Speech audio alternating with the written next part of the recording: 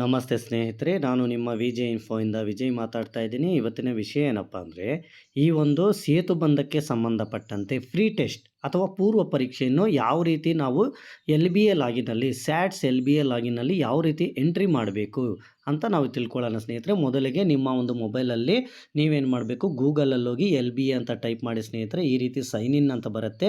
So ಈ sign in ಮೇಲೆ click ಮಾಡಿದಾಗ ನಿಮಗೆ ಎಲ್ ಬಿ ಎ ಲಾಗಿನ್ ಆಗೋದು ಗೊತ್ತು. ನಾನು ಈಗ ಏನು ಮಾಡಿದ್ದೀನಪ್ಪ ಅಂದರೆ KJID ನಂಬರ್ ಹಾಕಿ ಮತ್ತು OTP ತೆಗೆದುಕೊಂಡು ನಾನು ಲಾಗಿನ್ ಆಗಿದ್ದೀನಿ ಸ್ನೇಹಿತರೆ. ಆ ಒಂದು KJID ನಂಬರ್ ಕೊಟ್ಟ ಮೇಲೆ ನೀವು ಲಾಗಿನ್ ಆಗೋದು ನಿಮಗೆಲ್ಲರಿಗೂ ಗೊತ್ತಿದೆ. ಸೊ ನಾನೀಗ ಡೈರೆಕ್ಟ್ ಲಾಗಿನ್ ಆಗಿದ್ದೀನಿ. ಡೈರೆಕ್ಟ್ ಲಾಗಿನ್ ಆದಮೇಲೆ ನಾವೇನು ಮಾಡಬೇಕಪ್ಪ ಅಂದರೆ, ಈ ರೀತಿ ನಮ್ಮ ಒಂದು ಡೀಟೇಲ್ಸ್ ಓಪನ್ ಆಗುತ್ತೆ ಸ್ನೇಹಿತರೆ. ಈ ಒಂದು ಇದು L B A login open ಆಗುತ್ತೆ.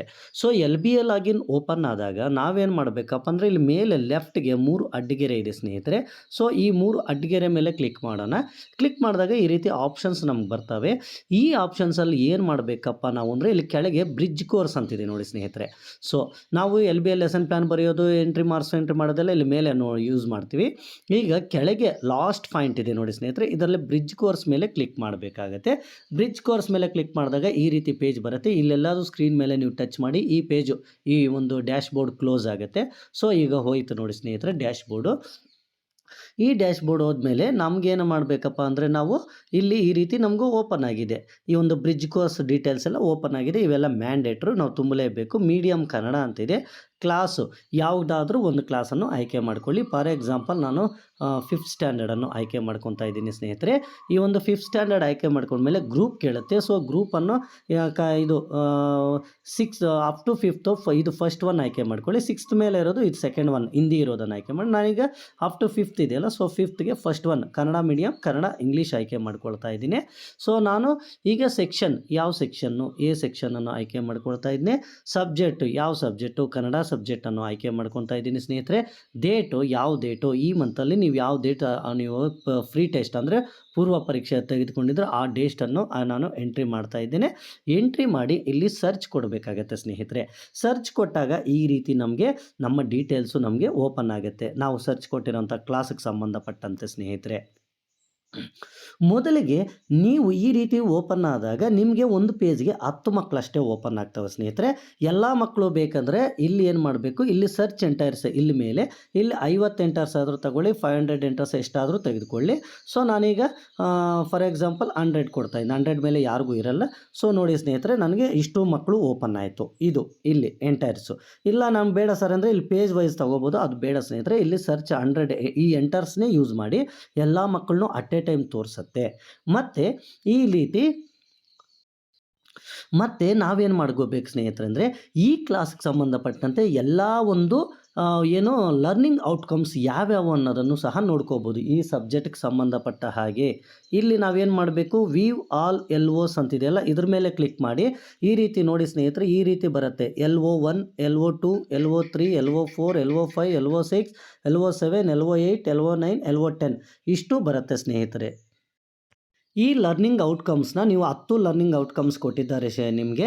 ಸೊ ಈ 10 ಲರ್ನಿಂಗ್ ಔಟ್ಕಮ್ಸ್ನ ನೀವೇನು ಮಾಡಬೇಕು, ಸ್ಕ್ರೀನ್ ಶಾಟ್ ತೆಗೆದುಕೊಳ್ಳಿ ಸ್ನೇಹಿತರೆ. ನೋಡಿ ಈ ರೀತಿ ಸ್ಕ್ರೀನ್ ಶಾಟನ್ನು ತೆಗೆದುಕೊಳ್ಳಿ, ಇಟ್ಕೊಳ್ಳಿ, ನಿಮ್ಗೆ ಹೆಲ್ಪ್ ಆಗುತ್ತೆ. ಸೊ ಮತ್ತೆ ಏನು ಮಾಡಬೇಕು, ನಾವು ಇಲ್ಲಿ ಈ ಒಂದು ಲರ್ನಿಂಗ್ ಔಟ್ಕಮ್ಸ್ ನೋಡಿದ್ಮೇಲೆ ಇಲ್ಲಿ ಕ್ಲೋಸ್ ಇದೆ ನೋಡಿ ಸ್ನೇಹಿತರೆ. ಈ ಕ್ಲೋಸ್ ಮೇಲೆ ಕ್ಲಿಕ್ ಮಾಡಿ, ಅದು ಕ್ಲೋಸ್ ಆಗುತ್ತೆ. ಇದೇ ಲರ್ನಿಂಗ್ ಔಟ್ಕಮ್ಸ್ ಇಲ್ಲಿ ಕೊಟ್ಟಿದ್ದಾರೆ ನೋಡಿ ಸ್ನೇಹಿತರೆ. ಇಲ್ಲಿ LO1ಇಂದ ಸೊ LO10ವರೆಗೂ ಕೊಟ್ಟಿದ್ದಾರೆ. ಸೊ ನಾವೇನು ಮಾಡಬೇಕು, ಈ ಫ್ರೀ ಟೆಸ್ಟ್ನ ಈಗ ಎಂಟ್ರಿ ಮಾಡ್ತಾ ಹೋಗಬೇಕು. ಫಾರ್ ಎಕ್ಸಾಂಪಲ್ ನಾನು ಫಸ್ಟ್ ಸ್ಟ್ಯಾಂಡರ್ಡ್ ಸ್ಟೂಡೆಂಟ್ನ ಏನು ಮಾಡ್ತೀನಿ ಅಂತಪ್ಪ, ಇಲ್ಲಿ ಎ ಗ್ರೇಡ್ ಹಾಕ್ತೀನಿ. ನೋಡಿ ಎ ಹಾಕಿದ ತಕ್ಷಣ ಗ್ರೀನ್ ಕಲರ್ ಬರುತ್ತೆ ಸ್ನೇಹಿತರೆ. ಮತ್ತು ನೀವೇನಾದರೂ ಬಿ ಹಾಕಿದರೆ ಅದು ಏನಾಗುತ್ತೆ, ರೆಡ್ ಕಲರ್ ಬರುತ್ತೆ ಸ್ನೇಹಿತರೆ. ಬಿ ಹಾಕಿದ್ರೆ ರೆಡ್ ಕಲರ್ ಬರುತ್ತೆ. ಯಾಕೆ ಹೇಳಿ, ನಾವು ಮತ್ತೆ ಅದಕ್ಕೆ ಸಾಪಲ್ಲ ತೆಗೆದುಕೊಳ್ಳಬೇಕಾಗುತ್ತೆ. ಎ ಹಾಕಿದ್ರೆ ಗ್ರೀನ್ ಕಲರ್ ಬರುತ್ತೆ. ನೋಡಿ ಸ್ನೇಹಿತರೆ, ಎ ಹಾಕಿದ್ರೆ ಗ್ರೀನ್ ಕಲರ್ ಬರ್ತಾ ಇದೆ. ಸೊ ಈ ರೀತಿ ನೀವೇನು ಮಾಡಬೇಕು, ಎಲ್ಲ ಮಕ್ಕಳಿಗೂ ನೀವು ಇಲ್ಲಿ ಎಂಟ್ರಿ ಮಾಡ್ತಾ ಹೋಗಬೇಕು ಸ್ನೇಹಿತರೆ. ಈ ರೀತಿ ಎಂಟ್ರಿ ಮಾಡಬೇಕು. ಪ್ರತಿ ಮಗುದು ನೀವು ಎಂಟ್ರಿ ಮಾಡ್ತಾ ಹೋಗಬೇಕು. ಬಿ ಹಾಕಿದ್ರೆ ಇದು ರೆಡ್ ಕಲರಲ್ಲಿ ಬರುತ್ತೆ.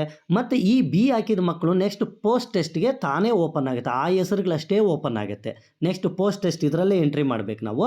ಎಲ್ಲ ಮಕ್ಕಳದು ಆದಮೇಲೆ ಸ್ನೇಹಿತರೆ ಇಲ್ಲಿ ಕೆಳಗಿದೆ ನೋಡಿ ಪೋಸ್ಟ್ ಟೆಸ್ಟ್ ಅಂತ, ಅದು ಅಲ್ಲಿ ಎಂಟ್ರಿ ಆಗುತ್ತೆ. ಮೊದಲಿಗೆ ನಾವು ಇದು ಎಂಟ್ರಿ ಮಾಡಿದ್ಮೇಲೆ ಸೇವ್ ಮಾಡೋದು ಯಾವ ರೀತಿ ಅಂತ ಇಲ್ಲಿ ಕೆಳಗೆ ಸೇವ್ ಅಂತಿದೆಯಲ್ಲ, ಇದ್ರ ಮೇಲೆ ಸೇವ್ ಕೊಡಿ ಸ್ನೇಹಿತರೆ.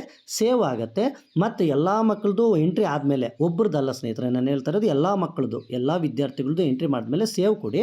ಮತ್ತೊಂದು ಸಲ ಕನ್ಫರ್ಮ್ ಮಾಡಿಕೊಂಡು ಫೈನಲ್ ಸೇವ್ ಕೊಡಿ. ಫೈನಲ್ ಸೇವ್ ಕೊಟ್ಟಮೇಲೆ ಯಾವುದೇ ಕಾರಣಕ್ಕೂ ನೀವು ಮತ್ತೆ ಚೇಂಜ್ ಮಾಡೋ ಅವಕಾಶ ನಿಮಗೆ ಇರೋದಿಲ್ಲ. ಆದ್ದರಿಂದ ಸೇವ್ ಕೊಟ್ಟಮೇಲೆ ಮತ್ತೊಂದು ಸಲ ಚೆಕ್ ಮಾಡ್ಕೊಳ್ಳಿ, ಯಾವ ಮಗುಗಾದರೂ ನಾನು ಮಿಸ್ ಆಗಿ ಬಿ ಹಾಕ್ಬಿಟ್ಟಿದ್ದೀನಾ ಇಲ್ವಾ ಅಂತ ಚೆಕ್ ಮಾಡ್ಕೊಳ್ಳಿ ಸ್ನೇಹಿತರೆ. ಮತ್ತು ಸೇವ್ ಆದಮೇಲೆ ಎಲ್ಲ ಚೆಕ್ ಮಾಡ್ಕೊಂಡ್ಮೇಲೆ ಇಲ್ಲಿ ಫೈನಲ್ ಸೇವ್ ಕೊಡಿ. ಫೈನಲ್ ಸೇವ್ ಕೊಟ್ಟಮೇಲೆ ಮತ್ತೆ ನಿಮ್ಗೆ ಏನಾಗುತ್ತೆ ಆ ಒಂದು ಡೀಟೇಲ್ಸು ಆ ಒಂದು ಎಲ್ಲ ಎಡಿಟ್ ಮಾಡೋಕ್ಕೆ ಅವಕಾಶ ಇಲ್ಲ. ಮತ್ತು ಇಲ್ಲಿ ಯಾರ್ಯಾರು ರೆಡ್ ಬಂದಿರುತ್ತೋ ಅವ್ರು ಇಲ್ಲಿ ಪೋಸ್ಟ್ ಟೆಸ್ಟ್ ಇಲ್ಲಿ ಕೆಳಗೆ ಕೊಟ್ಟಿದ್ದಾರೆ ನೋಡಿ ಪೋಸ್ಟ್ ಟೆಸ್ಟ್ ಅಂತ, ಅದು ಈಗ ಓಪನ್ ಆಗಲ್ಲ ಸ್ನೇಹಿತರೆ. ಸೊ ಅದು ಈಗ ಓಪನ್ ಆಗಲ್ಲ, ಈ ರೀತಿ ಬರ್ತಾ ಇದೆ ನೋಡಿ ಈ ರೀತಿ. ಸೊ ಈ ಪೋಸ್ಟ್ ಟೆಸ್ಟ್ ಮೇಲೆ ಎಂಟ್ರಿ ಮಾಡ್ಬೋದು. ಇದನ್ನು ಓಪನ್ ಆಗಿಲ್ಲ ನೋಡಿ, ಡೀಟೇಲ್ಸ್ ಎಲ್ಲ ಹಂಗೆ ಇದೆ. ಸೊ ಪೋಸ್ಟ್ ಟೆಸ್ಟ್ ಇಲ್ಲಿ ನಾವು ಬಾಕ್ಸಸ್ ಓಪನ್ ಆಗಿಲ್ಲ. PDF ಬೇಕಾದ್ರೆ ಇಲ್ಲಿ ರೆಡ್ ಮತ್ತು ಗ್ರೀನ್ ಕಾಣಿಸ್ತಾ ಇದೆಯಲ್ಲ ಸ್ನೇಹಿತರೆ ಸಿಂಬಲ್, ಅದ್ರ ಮೇಲೆ ಕ್ಲಿಕ್ ಮಾಡಿ PDF ಡೌನ್ಲೋಡ್ ಆಗುತ್ತೆ. ಈ ರೀತಿ ಪ್ರತಿ ಕ್ಲಾಸ್ದು ಪ್ರತಿ ಸಬ್ಜೆಕ್ಟ್ದು ಸೇವ್ ಕೊಡ್ಬೇಕು ಸ್ನೇಹಿತರೆ. ಸೇವ್ ಆದಮೇಲೆ ಡೈರೆಕ್ಟ್ ಇಲ್ಲಿ ರೀಸೆಟ್ ತಗೋಬೇಡಿ. ಈ ರೀಸೆಟ್ ತಗೊಂಡ್ರೆ ಮತ್ತೆ ನೀವು ಹಾಕಿರೋ ಡಾಟಾ ಎರೇಸ್ ಆಗಿಬಿಡ್ತದೆ.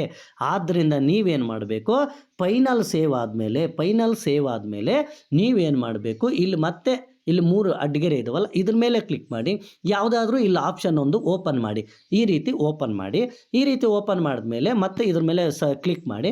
ಮತ್ತೆ ಇಲ್ಲೇನು ಮಾಡಬೇಕು, ಇಲ್ಲಿ ಬ್ರಿಡ್ಜ್ ಕೋರ್ಸ್ ಅಂತಿದೆಯಲ್ಲ ಈ ಬ್ರಿಡ್ಜ್ ಕೋರ್ಸ್ಗೆ ಬನ್ನಿ ಸ್ನೇಹಿತರೆ. ಮತ್ತೆ ನೀವು ಇಲ್ಲಿ ಬೇರೆ ಸಬ್ಜೆಕ್ಟನ್ನು ತೆಗೆದುಕೊಳ್ಳಿ.